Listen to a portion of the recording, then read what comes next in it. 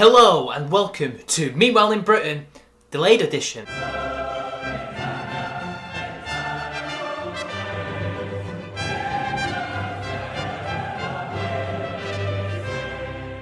Hello everybody, I'm sorry that it's late, but I was very busy last month, but now I have a bit more free time. So, without further ado, let's get on with the show, shall we? Oh well, last month Britain just kept on Britaning, I guess, and things were as controversial and as great as ever. So let's start with, well, the usual, Brexit. We can't seem to get rid of that news.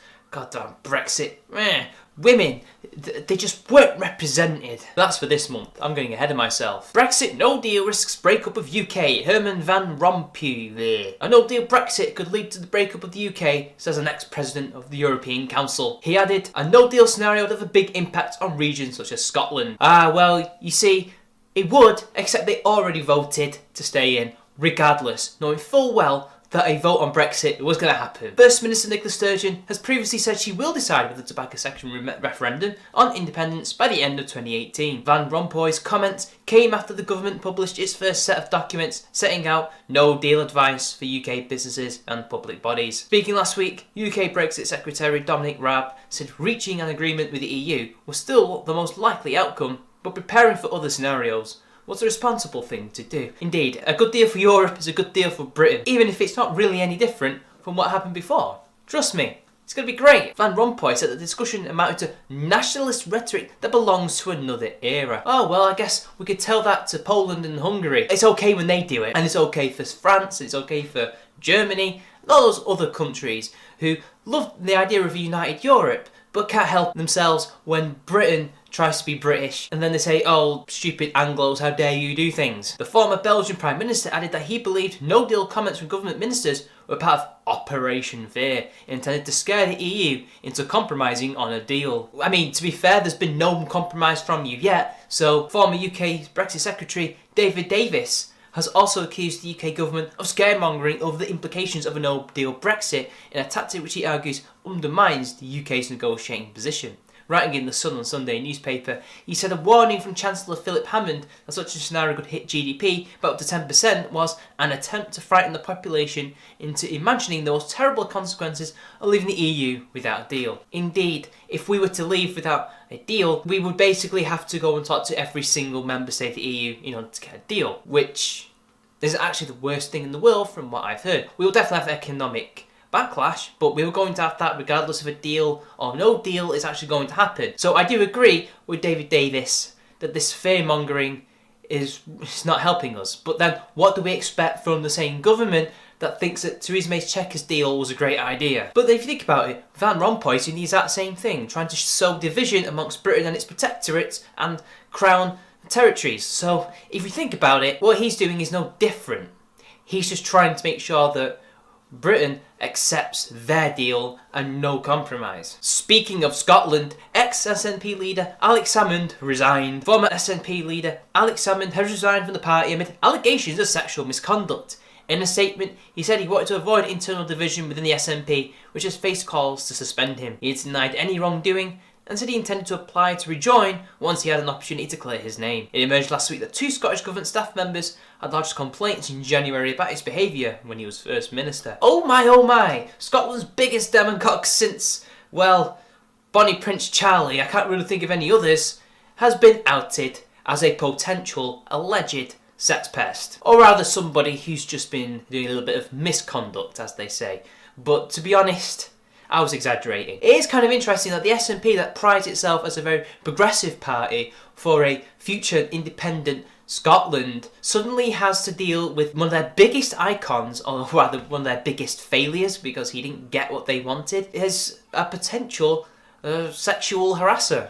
At least that's what they're implying. Mr. Salmond has described the allegations as patently ridiculous and has also criticised the complaints procedure, which he claims is unjust. Well, isn't that interesting, because I'm pretty sure these complaints procedures were created by people like you and possibly predated you, because Scottish Labour really isn't any different other than they're glorious unionists, just. So really, the chickens have come home to roost for you. It's It's karma in a way. But I do kind of respect that he is denying this, whereas most people in his position, as progressive politicians or just progressive anything, would be kind of apologising, saying they'll try and strive to do better and it was a misunderstanding. He claims it's absolutely ridiculous and is now accusing his own procedures that he implemented, or at the very least didn't bother to change if they're so unjust, as unjust. It's too late, Alex. It's too late. He continued, I truly love the SNP and the wider independence movement in Scotland. They have been the defining commitment of my life. But today I have written to the National Secretary of the party resigning my membership. I bet you truly love the women that are a part of it too. Sorry. Allegedly love them. Mr. Salmond indicated that his resignation was to avoid potential divisions. He stated, I did not come into politics to facilitate opposition attacks on the SNP, and with Parliament returning next week, I have tendered my resignation to read this line of opposition attack. So no division in his party, but he's happy to sow divisions in his own country. Rather, Britain. Most of all, I am conscious that if the party felt forced into suspending me, it would cause substantial internal division. Well, you do have a lot of things to worry about other than internal division. I mean, you are looking increasingly unelectable, especially as the Scottish Conservatives might just come back, and especially if Labour get the act together. Yeah, you won't be the demagogues for long. You won't be the one-party rule forever. Just saying. The current SNP leader and First Minister Nicola Sturgeon said she felt a huge sadness about the whole situation. In a statement on Twitter, she said the decision was Alex Salmond's alone, and she understood why he had chosen to separate the current questions he is facing from the day-to-day business of the SNP and the ongoing campaign for independence. She continued, the hard fact remains that 2 complaints were received by the Scottish Government that could not be ignored or swept under the carpet. It's just so difficult, especially when it's one of your own. But if it's somebody else, well then, they've got to be punished. Women, their rights have to be respected. You are a progressive nationalist party. You are a nationalist socialist party, one could say. And after that, the article simply repeats the same shit.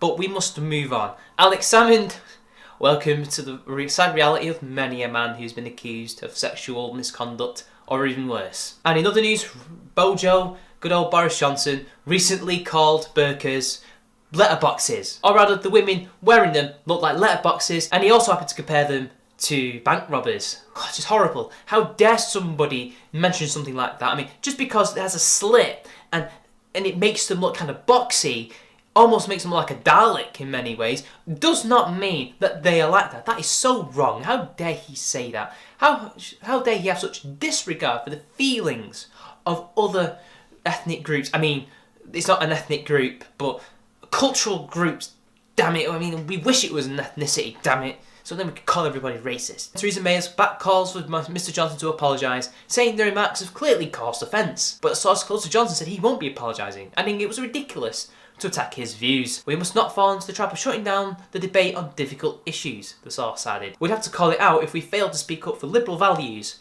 Then we are simply yielding ground to reactionaries and extremists. Yeah, but their feelings, you caused offence to a group that has done really not much for us, and of course nothing but trouble, whatever. In the article, Mr. Johnson said full-face veils should not be banned, but it was ridiculous people chose to wear them. It's so horrible, it makes sense. However, the founder of the Conservative Muslim Forum said the remarks harm community relations. Well, I guess it would when you're part of one of the most butthurt, sensitive religions who cannot get along with anybody because their religion demands it. Because any criticism, any kind of basic free thought is harmful. Simply saying these words, simply saying these things, saying anything at all, it could be benign, harms community relations. So basically, who has the actual problem here? Boris Johnson? The rest of the British public? Because I'm pretty sure Sikhs have not gone out and said, saying that our turbans look like towels will harm community relations, which could cause loads of problems. They don't go out and say that. They seem to get along with their lives. You don't see Hindus doing the same thing. Conservative Muslims, who seem to be the majority, go on and on about it, as if they're the ones who are going to drum up a little bit of the old ultra-violence. So I guess it's really the British public that has the problem then, I guess. In sad news, grouse shoots have been cancelled across Britain after stocks hit by extreme weather. The poor birds simply just couldn't deal with the heat. And in even sadder news for the humans, UK manufacturing in recession despite faster GDP growth. Warmer weather helps British economy grow by 0.4%, but factory orders drop again. Philip Hammond blamed Brexit uncertainty, which was depressing economic growth. However, The latest snapshot of an ONS painted a lopsided picture for economic growth, with Britain increasingly reliant on the services sector amid a downturn of the factory output. You see, I guess this is what happens when your predecessors from 30 years ago closed down all the manufacturing, even the ones that made profit, and then you wonder 30 years on, with factories still in recession and our economy too reliant on the services industry, saying, well, it must be Brexit uncertainties, not the problems that we created 30 years ago. Yeah, it's definitely not that problem. And in Labour news, an ex-chief rabbi condemns Corbyn comments on British Zionists. A former chief rabbi says Jeremy Corbyn's comments about British Zionists are the most offensive statement by a politician since Enoch Powell's Rivers of Blood speech. Oof, what a person to be compared to, Corbyn? In an interview with the New Statesman, Lord Sachs accused the Labour leader of being an anti-Semite. A 2013 video of Mr Corbyn accusing some British Zionists of having no sense of English irony emerged last week. Damn! Oh, so bad. A Labour Party spokesman called Lord Sachs' comment absurd and offensive. Right back at you. The know you fallacy. Okay, damn, they're already trying to say that the Jew who has been at the receiving end of Labour anti-Semitism is the guy who is absurd and offensive. The clip published by the Daily Mail showed Mr Corbyn speaking at the Palestinian Return Centre and recalling a disagreement between some Zionists and the Palestinian representative to the UK, Manuel Hassassian, following a speech Mr Hassassian made in Parliament. He said this was dutifully recorded by the thankfully silent Zionists who were in the audience on that occasion, and came up and berated him afterwards for what he'd said. Mr Corbyn, who was a backbench MP at the time, went on to claim that the people concerned clearly have two problems. One is they don't want to study history, pretty clear neither do you, and secondly, having lived in this country for a very long time, probably all their lives, they don't understand English irony either. God damn, this is some stuff you'd expect a right-winger to say, Corbyn. Damn, I'm really losing my social justice irony thing here. Oh well. Speaking of the first time on the anti-Semitism row within the Labour Party, Lord Sachs, who held the post of Chief Rabbi between 1991 and 2013, told the magazine, the recently disclosed remarks by Jeremy Corbyn are the most offensive statement made by a senior British politician since Enoch Powell's 68 Rivers of Blood speech. That is a big exaggeration, and I don't expect anybody other than a rabbi to say that. However, it's pretty clear that the Labour Party does have an issue with anti-Semitism, which they're refusing to fix. But it doesn't surprise me, considering they'd much rather help people who have caused most of the terrorist attacks in this country, who have caused most of the rape gang problems in this country, and would much rather control this country with a caliphate than the people who have actually built our industries, built our banks, have been politicians. I don't know if they've been prime ministers, Jewish people in this country, but they certainly have been in key positions. Very few Muslims have been in key positions in Britain. Yes, they fought in World War II and World War I quite bravely alongside their Indian brothers in the British Indian Army. However, those are completely different people. Two groups of people I'm referring to today.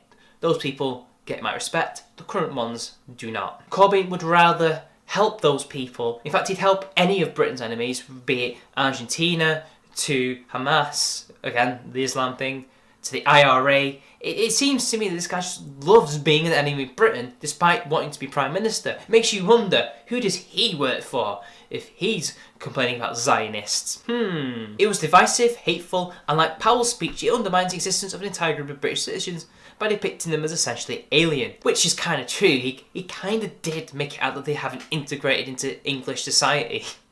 Kind of. That's the most extreme interpretation, but that's essentially what he's saying. Crossbench peer Lord Sachs said Mr Corbyn could only be judged by his words and actions, before adding that he had given support to racists, terrorists, and dealers of hate who want to kill Jews and remove Israel from the map. Again, that's true. Lord Sachs said, when he implies that however long they have lived here, Jews are not fully British, he's using the language of classic pre-war European anti-Semitism. Hell, even alt-right people say that today about American Jews. You know, American Jews like Ben Shapiro, who actually are very loyal to their country, who were born and raised in their country, who view themselves as nothing but Americans. I mean, it's kind of weird. They call themselves Jewish Americans, and that's bad. But everybody else calls themselves German Americans, Irish Americans, and that's fine, because they're white. And yet Corbyn can sit here, or rather stand in that thing, and say that Jews are not integrated and should integrate, but if he dared say that about anybody else, all hell will break loose. When challenged with such facts, the evidence for which is before our eyes, first he denies, then he equivocates, then he obfuscates. This is low, dishonest and dangerous. He has legitimised a public expression of hate, and where he leads, others will follow. Lord Sachs says that the leader of the Labour Party was an anti-Semite, at a time when Jews were still being murdered in Europe for being Jews, and within living memory of the Holocaust. Now, I'm not sure where he got the murdered for being Jews thing. I assume it must be the cases of anti-Semitic violence and killings in Central Europe, or in Sweden and Norway, places like that, due to heavy presence of Muslim immigration. Is that what he's been inferring? I'm not really sure. I've not really heard much about Jews being murdered for being Jews. Maybe they are.